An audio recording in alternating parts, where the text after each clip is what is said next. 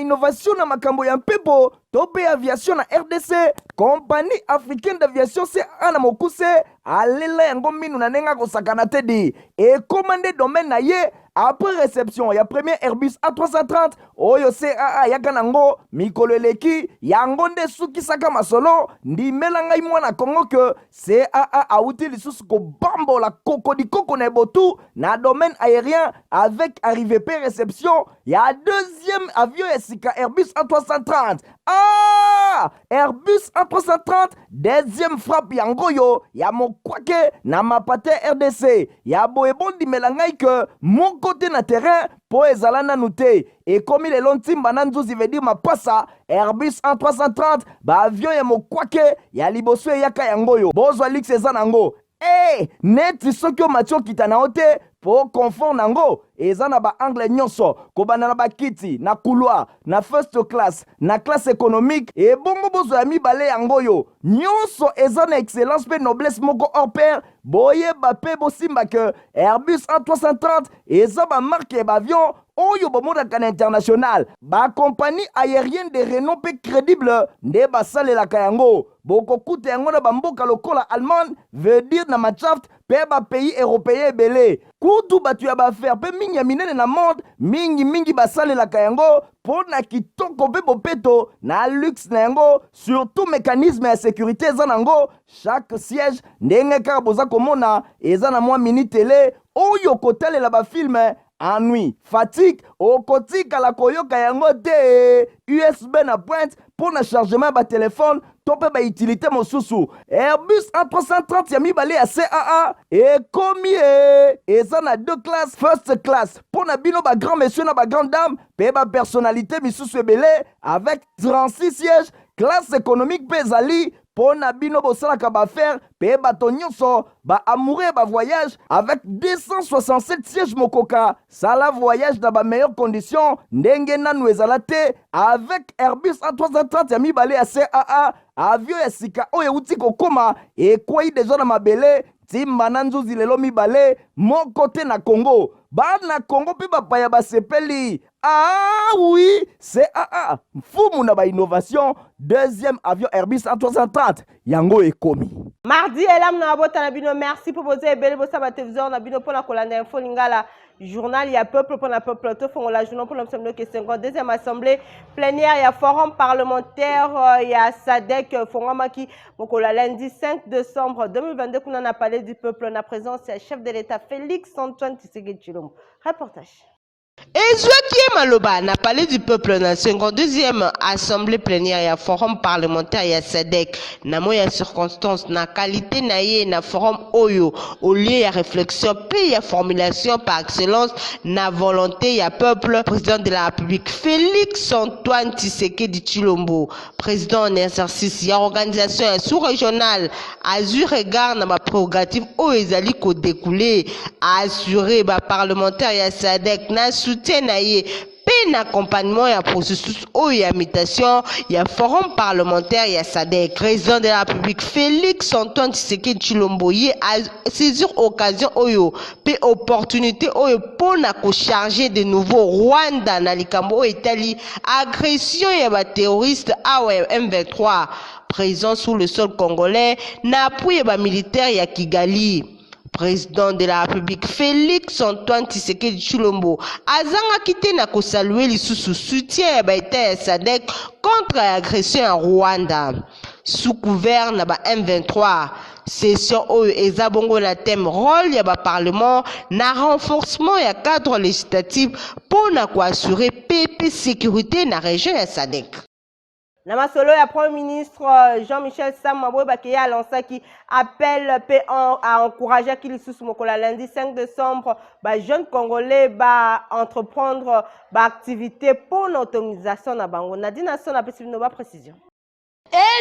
qui organisé la ministère et entrepreneuriat pe petites et moyennes entreprises en collaboration na fondation Tony Elumelu milliardaire nigérian na cadre ya initiative présidentielle pour l'entrepreneuriat ya ba jeune manifestation oyo et connaîtra qui participation ya quelques membres ya gouvernement pe ba membres ya cabinet ya premier ministre Jean-Michel Sama Lukonde Kenge et pas puis a indiqué initiative présidentielle pour l'entrepreneuriat ya ba jeune oyo za ko viser pour na ko contribuer na développement na secteur privé na République démocratique du Congo. Pambate initiateur nango ezali bongo président de la République Félix Antoine Tshisekedi Tshilombo oyo abandi ke entrepreneuriat ya ba jeune pe basi ezo constituer clé ya développement économique na pays na initiative yango ezo viser ya ko soutenir ba entrepreneurs congolais à travers 3 axes tomoni bongo formation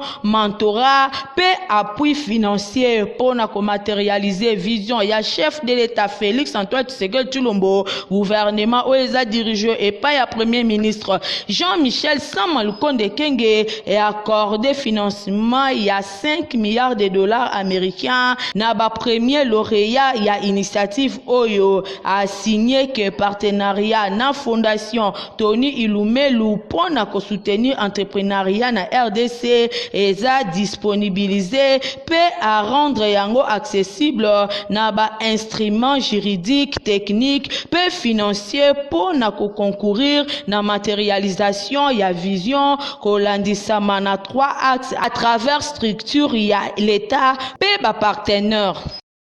Masolo etali caisse de solidarité oyo appelle les acquis lancés par le chef de l'État pour la victime est boba que première dame Denise Nyakero Tshisekedi yepe na tour na ye akenda ki mokola lundi 5 décembre na 2 moments ngebi pour na ko remettre contribution na Stéphane Skande yazaki wana compte ya Fongala.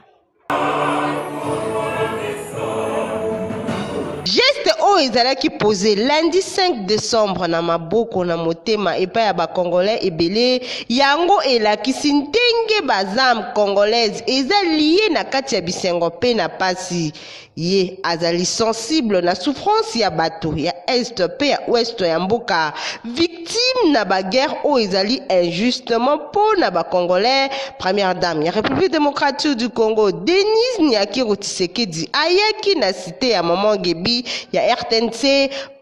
pour répondre à l'appel national au chef de l'État à l'OBIP et relayé na ministre d'État y affaires sociales et humanitaires. Et si la solidarité au ESA ouverte pour na côté Mosolo et Zala qui déjà na moi misolo, il y a plus de milliards de francs congolais. Première dame Denise Nyakero Tshisekedi na tournaye a payé contribution na hauteur il y a 200 millions de francs congolais. Bato ebele ba poser geste oyo plus grand et causal l'impact et la solidarité oyo na terrain dengue Denise Nyakero Tshisekedi épouse ya chef de l'État a précisé. Présidente ya fondation Denise Nyakero Tshisekedi oyo après chaque exemple na tournaye a relayé appel ya solidarité oyo ezalaki lancé par ya chef de l'État a lobby yango na ba momoko touchant. L'ennemi aime en tout temps et dans le malheur il se montre un frère, nous dit la parole de Dieu. Faisons en sorte de l'appliquer aujourd'hui. Demain serait peut-être trop tard. N'oublions pas, chers compatriotes, qu'ensemble nous sommes une communauté plus forte. Debata bongo masolo mususu nouveau PCA ya fikine maître Kennedy Katasi ye pe asala ki remise reprise mokola lundi 5 décembre kuna na kati ya fikine na dinasona azaki sous place na compte ya Folingala elongo na Edimbani. Engombi ya bato oyo bozali komona boye bayende pona ko accompagner mwana na bango oyo balingaka mingi ezali bongo maître Kennedy Katasi bakiselaka l'homme du Saint-Esprit l'incarnation de la sagesse liso ya mokonzi bato oyo batondi boye pona ko assister na remise et reprise ya comité de gestion ya foire internationale ya Kinshasa fikine na Mokuse. Désormais, oyo eko kumbama na équipe costaud, oyo eko kozala dirigé epai na ye moko PCA Kennedy Katasi Kiala, l'homme du Saint-Esprit, kolandisama na DG Didier Kabampele, PDG ya Serge Kiakuki na Lunga. Cérémonie e bandakate e bandi kitoko ba installé bango na elengi nyonso Maître Kennedy Katasi na qualité na ye ya PCA bosengeli koyeba ke azali bongo avocat ya profession, secrétaire général ya parti Alliance Congolaise pour la Justice et Développement, azapeli sous expert pe chargé ya ba question financière. Merci beaucoup na chef de l'État pour ce choix où il a porté par honorable Kennedy Katasi. Et choix wana, je vous dis que dans le jour à venir, vous allez voir que l'Africaine va encore redorer aux images de Marc Yakala. Je profite de cette occasion de dire merci chef de l'État par rapport à la nomination. Il y a Kennedy Katasi, mon amboka comme PCA et Africaine. Je sais que c'est un travailleur. Il a une lourde responsabilité de redorer encore cette image aux Africains. Désormais, elongona comité de gestion ya sika ya Fikini oyo na bokambe minaye moko l'homme du Saint-Esprit PCA Kennedy Katasi Fikini ekolata bilele ya sika bilengi ya mwambe dans peu de temps et zozonga. Oyo yebike musala o azosala sikoyo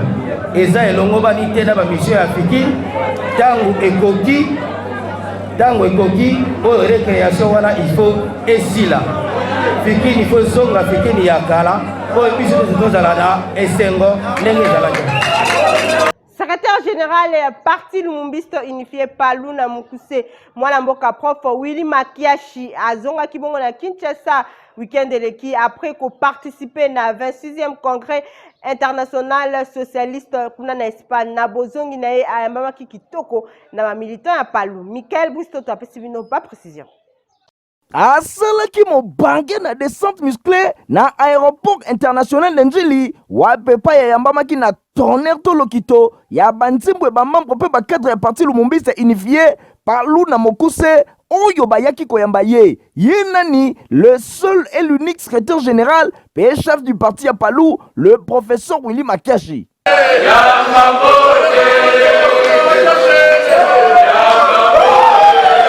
Toza 1h du matin, Bondi Melangai que accueille Oya numéro 1 à Palu, le professeur Willy Makiashi Azwaki, Izalakinde ya Pambate pour Aoutinde ko représenter Mboka Nabiso na 26e congrès de l'international socialiste na Madrid, na Mboka Espagne. Bosimba pebwe que de miaka ba parti politique et Cuba na République démocratique du Congo kakande bazalaka ba membre ya international socialiste. Palu oyo ye moko professeur Willy Makiashi a représenté qui PUDPS oyo ezalaki représenté et pas ya secrétaire général nango Augustin Kabuya oyo aponamaki na compte ya République démocratique du Congo lokola vice-président ya région Afrique. Milulu yango bosimba que ezalaki mingi na cadre ya élection ya ba membre ya présidium ya institution oyo bakomaki fin mandat. Boye premier ministre espagnol Pedro Sanchez nde azalaki élu président suivi na la Ghanéenne Benedicta oyo azalaki élu secrétaire général. Boye deux grands partis à République démocratique du Congo ba représentaki valablement Mboka Kutu Willy Makiashi et longona ba Congolais o bazalaki kuna bazwaki maloba pe ba betaki loboko na mesa ba telemeli avec la dernière énergie agression rwandaise contre la République démocratique du Congo. Ba sembolaki situation yango kitoko liboso ya bato nyonso surtout boyebi ke professeur Willy Makiashi secrétaire général ya Palu azalaka race ya ba génie bongo elende na ndenge ya nyama ba participants nyonso bazalaki d'accord na ndenge kosakana te pour balandela masolo yango. Nous avons également obtenu de toute l'assemblée de tous les pays du monde qui étaient là-bas la condamnation et la dénonciation du comportement du régime rwandais et par rapport à son agression dans ses velléités expansionnistes et hégémoniques plutôt en République démocratique du Congo. Ah oui, bomoni bisika ba parti ya minene yebanaka nde yango yo ba deba nyonso esalemaka epai ya tata wana elongona ba kolite na ye likolo ya Palu ezalaka na yango mopepe elilingi ya pamba kasi boya awa tondi mabinoti bomoni mokonzi ya Palu oyo bayebi na ba institution nyonso ya mboka pe na libanda ya mboka yeyo. Le professeur Willy Makeshi, la race des génies. Maître Jospin Bonzengo, président communal ya Ceder Télé à Sangisaki week-end eleki ba structure na nyonso na meeting d'échange au asaleki kuna na BAT na commune ya Télé. Christian Kengebeni azaki sur place na compte ya Foningala. Na cadre ya campagne, pas une journée sans action. Na niveau ya courant des démocrates rénovateurs, Ceder na Mokuse, parti cher ya autorité morale Jean-Lucien Boussa, Bosimbake maître Jospin Bonzengo, Oyo Azali, président communal ya Ceder Nsele, a Sangisaki ba base, ba structure na union so, na niveau ya BAT kuna na quartier Bibo na commune Nsele, pour na kosala meeting d'échange et longo na ba base na ye. 3 points ezalaki inscrit dans ordre du jour. Alobelaki présentation ya calendrier électoral et paiwapi a telisaki que désormais commission électorale nationale indépendante Seni na Mokuse a bimisi déjà calendrier électoral pour na kotalisake maponami ezali confirmé na 2023 a salaki pe appel na enrôlement pour na kosenga na ba base pe ba structure nyonso oyo ye azali kokamba mingi penza bana Ceder ya commune Nsele ba yeba na commune Ngele tango opération ya enrôlement ezali kobanda ba s'enrôler massivement pour Ceder azala bongo na ba député ebele. Message mususu ezala kibongo ya Jean-Lucien Boussa oyo apesaki mikolo leki na Niamey kuna na mboka Niger et pa wapi Jean-Lucien Boussa autorité morale ya Ceder pe ministre ya commerce extérieur alobelaki mingi agression oyo RDC azali victime na yango na part ya Rwanda na tina wana mongongo ya Jean-Lucien Boussa eyokanaki pe maître Jospin Bonzengo atalisaki epai ya ba base nyonso eloko nini autorité morale alobaki moto babengaka chef coutumier maître Jospin Bonzengo message na ye ezalaki capté 5 sur 5 epai ya ba structure nyonso bazalaki invité pour na circonstance azangaki pite kosenga bénédiction ba mama pour na ndenge azali ko se lancer na bataille électorale kala mingi te esengeli azwa bénédiction po ete ba mama soki ba pesi yo bénédiction ezalaka eloko moko ya malamu. Omemalanda kaza mwana bisa beya te alobi vérité po wana bayaka baza bandeke me yaza soso papa yake ya soso okoteka okolia soso okolia mendeke soki aya pumbwe sekonde eloko esala biso pasi bandeke bakoya bapumbwe biso tozosufri ndenge ye pana biso tosepeli po tovote bakonzi mingi awa bakima Gombe me toza na posa kovote bajeune mboka etombwama toza na posa bajeune bampaka lisusu te na pesi elongonia lokola komi na biso mikolo biso pe tosepeli na ye azali mwana ya ndakisa azali mwana pamba bongo masolo ya religion centre missionnaire d'adoration sema na Mokuse na Bokambemi ya pasteur mission olenga punga baza kokoba séminaire topé convention des vrais adorateurs du Christ Kovac 6 oyo esi babanda ki mokolo ya dimanche 4 décembre et kosi la bongo mokolo ya dimanche 11 décembre 2022 na thème Dieu les saisons paix la destinée. Nadine Asona Igor Tingi bazaki sur place na compte ya Foningala. Les saisons et la destinée ezali thème oyo et salaki ouverture ya convention de vrais adorateurs du Christ Kovac na Mokuse kuna na église centre missionnaire d'adoration na quartier Sebo na commune ya Mongafula selon orateur pe pasteur ya Sema convention oyo ezali pe ko marquer 6e année existence ya église na bango yemoko Micho Olenga Kunga pasteur responsable azwaki maloba pona ko introduire explication ya ba révélation oyo Nzambe atalisaki ye alobelaki bana na Nzambe ke koyeba Nzambe efandi na intimité na prière oyo esengeli ko développer apesaki ndakisa ya ba disciple ya église primitive oyo bazalaka ko umela na chambre haute lié ya intimité pasteur Micho Olenga Kunga asengi na bana ya Nzambe Nzambe ba développer mingi intimité personnelle atalisaki bango que chambre haute eza kaka pièce te lelo avec Saint-Esprit mwana nyonso ya Nzambe akoki ko développer vie de prière bisika nyonso azali ozala na nzela na bis na douche tope bisika ya bongo na bongo temps fort ya prière et salemaki louange pe adoration ezangaki te kovak ezali kokoba chaque jour oyo efungwamaki dimanche 4 décembre à partir ya 16h30 pe clôture nango ekosalema dimanche 11 décembre 2022 na ngonga ya 17h kuna na centre missionnaire d'adoration oyo ezwami na quartier Sebo na commune ya Mongafula na avenue Kimbangu numéro 2 oza mobimba. Compagnie africaine d'aviation CAASA ko présenter Bavion et Asika Airbus Mbale au na capacité à Koyamba plus de 300 places à chacun. Reportage. Innovation na makambo ya mpepo tope aviation na RDC compagnie africaine d'aviation CAASA na mokuse alela yango minu na nenga kosakana tedi et commandé domaine na ye après réception ya premier Airbus A330 oyo CAA yaka nango mikolo eleki yango nde sukisaka masolo ndimela ngai mwana Kongo que CAA auti lisusu ko bambola kokodi koko na botu na domaine aérien avec arrivée pe réception ya deuxième avion esika Airbus A330 Airbus A330 deuxième frappe yango yo ya mokwake na mapate RDC ya boyebondi melangai que mon côté na terrain po ezala nanu te et comme il est lontimba na nzuzi veut dire mapasa Airbus A330 ba avion ya mokwake ya liboso yaka yango yo bozwa lix eza nango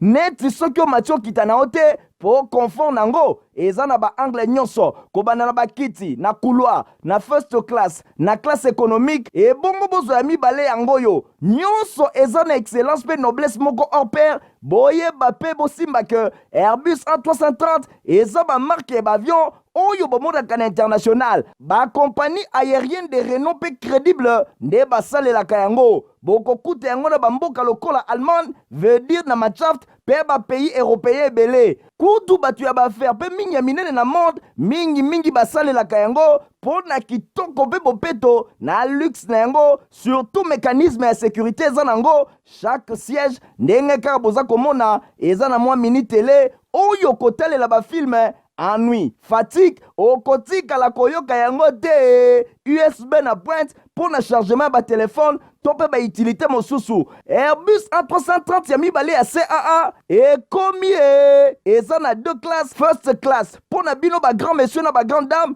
pe ba personnalité misusu ebele avec 36 sièges classe économique pe ezali pour na bino bosalaka ba faire pe bato nyonso ba amoureux ba voyage avec 267 sièges mokoka sala voyage dans ba meilleures conditions ndenge nanu ezala te avec Airbus A330 ya mibale ya CAA avion ya sika oyo uti kokoma ekwei deja na mabele timba na nzuzi lelo mibale moko te na Congo bana Congo pe bapaya basepeli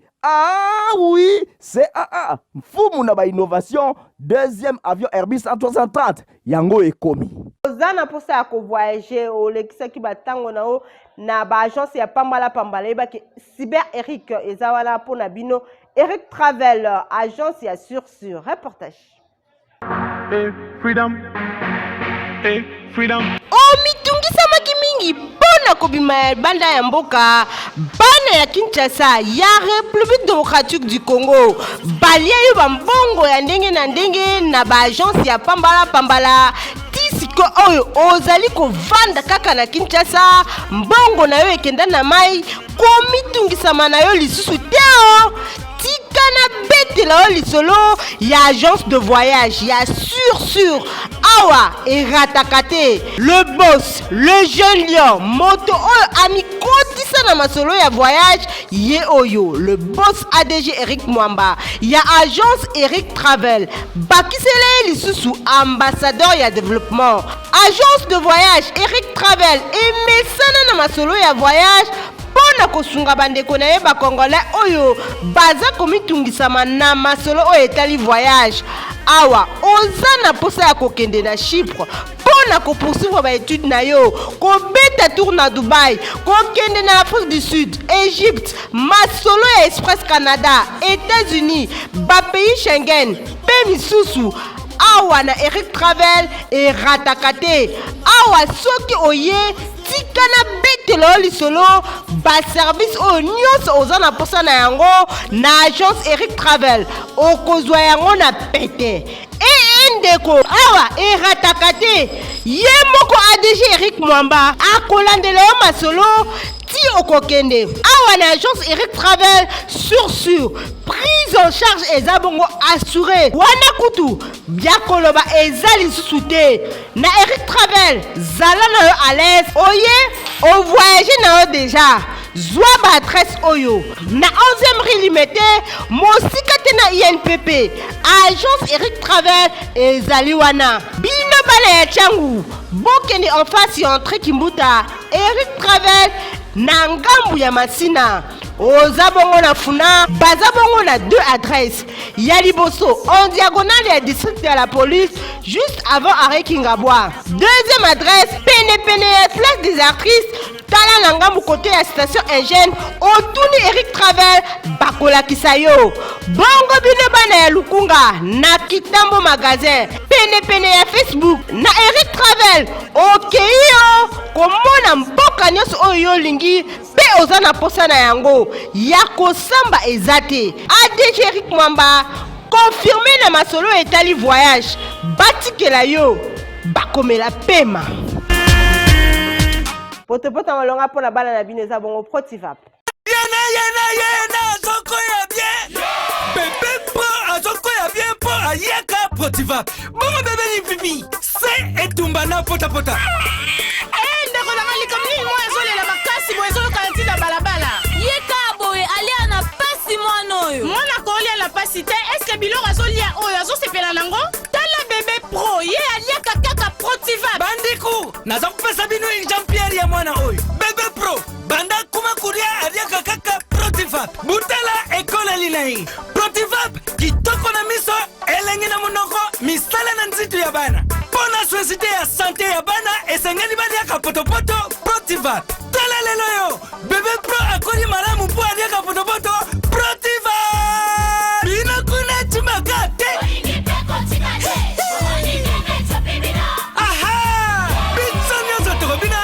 Bébé, toke, baya bayango, chante kitoko nchoto makachi, mboka mobimba, echite ingiyo. Ha! Protivap, poto kitoko pona ba bébé pro. Toza na communiqué nécrologique bolanda lecture nango. Mawana motema, moko na bisake. Famille papa ntete tanga liongo bazana mawa makasi ya koyebisa na bandeko baninga pe bayebani na bango liwa ya ndeko na bango David Iyolo Wenkonda oyo akufaka le 16 novembre 2022. Programme ya matanga ezali boye vendredi 9 décembre 2022 veille mortuaire ekosalema na avenue Masamba numéro 15 à quartier Basoko na commune ya Ngalema. Référence mosquée Itex Africa à Kwado de samedi 10 décembre 2022 recueillement ekosalema na hôpital ya cinquantenaire na 8h pe bokundami ekosalema na nécropole 1 entre terre et ciel tika sango oyo ekomela bato nyonso bayebaki Monsieur David Iyolo Wenkonda.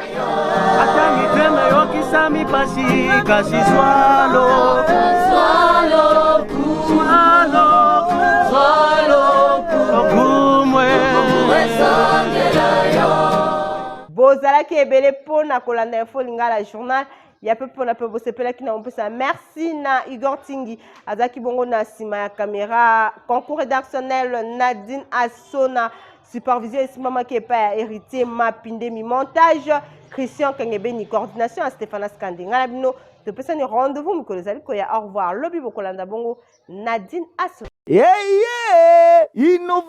innovation na makambo ya mpepo tope aviation na RDC compagnie africaine d'aviation CAA na mokuse alela yango minu na nenga kosakana te di ekomande domaine na ye après réception ya premier Airbus A330 oyo CAA yaka nango mikolo eleki yango nde sukisaka masolo ndimela ngai mwana Kongo ke CAA auti lisusu kobambola kokodikoko na ebotu na domaine aérien avec arrivée pe réception ya deuxième avion esika Airbus A330.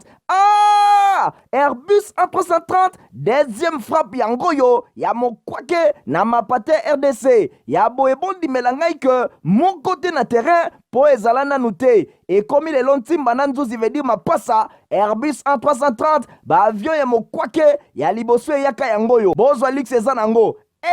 neti soki omati okita na yo te po confort nango eza na baangle nyonso kobanda na bakiti na couloir na first class na classe économique ebongo bozwa ya mibale yango yo nyonso eza na excellence pe noblesse moko hors pair boyeba pe bosimba ke Airbus A330 eza bamarke ya baavion oyo bomondaka na international bacompagnie aérienne de renom pe crédible nde basalelaka yango bokokuta yango na bamboka lokola Allemagne veut dire na machaft pe bapays européen ebele kutu bato ya baaffaire pe mingi ya minene na monde mingi basalelaka yango mpo na kitoko pe bopeto na luxe na yango surtout mécanisme ya sécurité eza nango chaque siège ndenge kaka boza komona eza na mwa mini télé oyo kotalela bafilme ennui fatigue okotikala koyoka yango te USB na pointe pour na chargement ba téléphone tope ba utilité mosusu Airbus A330 ya mibale ya CAA ekomi eza na deux classes first class pour na bino ba grand monsieur na ba grande dame pe ba personnalité misusu ebele avec 36 sièges classe économique pe ezali po na bino bosalaka baaffaire pe bato nyonso baamoureux ba voyage avec 267 sièges mokoka sala voyage na ba meilleures conditions ndenge nanu ezala te avec Airbus A330 ya mibale ya CAA avion ya sika oyo euti kokoma ekwei deja na mabele ntimba na nzuzi lelo mibale moko te na Congo bana Congo mpe bapaya basepeli oui CAA mfumu na ba innovation deuxième avion Airbus A330 yango ekomi